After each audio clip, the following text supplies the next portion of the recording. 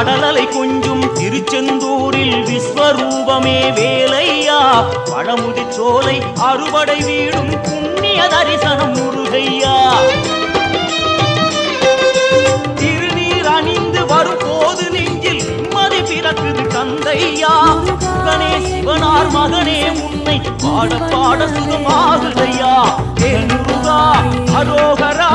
அரோகரா வேல்